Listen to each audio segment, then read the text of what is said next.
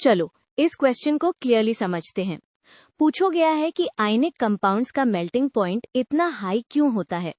हम रीजन को बॉन्डिंग और स्ट्रक्चर से कनेक्ट करके एक्सप्लेन करेंगे ताकि कॉन्सेप्ट सॉलिड हो जाए। इस रिलेशनशिप को विजुअलाइज करने के लिए एक सिंपल डायग्राम यूज करते हैं। जब आप स्ट्रक्चर को देख लेते हो तो मेल्टिंग पॉइंट वाला आइडिया अपने आप इंट्यूटिव लगने लगता है। सबसे पहले याद रखो, आयोनिक कंपाउंड बनता है आयन से, पॉजिटिव और नेगेटिव।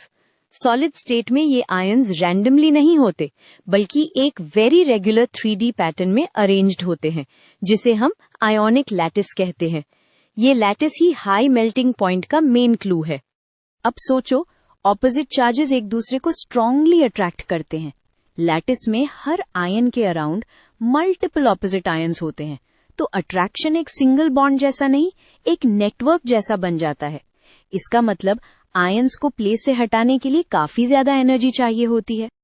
मेल्टिंग का मीनिंग क्या होता है? सॉलिड से लिक्विड बनने के लिए पार्टिकल्स को इनफ एनर्जी देनी पड़ती है ताकि वो फिक्स्ड पोजीशन से फ्री हो जाएं।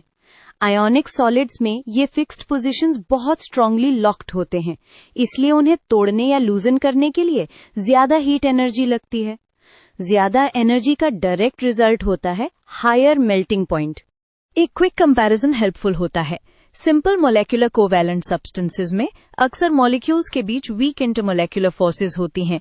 मेल्टिंग पर आप मॉलिक्यूल्स के अंदर के कोवैलेंट बॉन्ड्स नहीं तोड़ रहे होते, बस मॉलिक्यूल्स के बीच के वीक फोर्सेज ओवरकम कर रहे होते हैं। इसलिए उनका मेल्टिंग पॉइंट जनरली लोअर होता है आयोनिक कंपाउंड्स की कंपेयर्ड टू। अब एक इम्पॉर्टेंट डिटेल, सब आयोनिक कंपाउंड्स का मेल्टिंग पॉइंट सेम नहीं होता। अट्रैक्शन की स्ट्रेंथ डिपेंड करती है आयन चार्जेस और आयन साइज पर। हायर चार्जेस मतलब स्ट्रॉन्गर पुल, और स्मॉलर आयन्स मतलब आयन्स क्लोजर आते हैं, अट्रैक्शन और स्ट्रांग हो जाता है। इसलिए जहां अट्रैक्शन स्ट्रॉन्गर, वहां मेल्टिंग पॉइंट और ज्यादा। तो फाइनल टेक अवे ये है, आयोनिक कंपाउंड्स का हाई मेल्टिंग पॉइंट इसलिए होता है क्योंकि उनका स्ट्रक्चर एक जायंट आयोनिक लैटिस होता है, जहां स्ट्रॉन्ग इलेक्ट्रोस्टैटिक अट्रैक्शंस को ओवरकम करने के लिए बहुत हीट एनर्जी चाहिए। ये रीजन कंसेप्चुअली कंप्लीट है और आप इसे एग्जांपल्स पर भी अप्लाई कर सकते हो।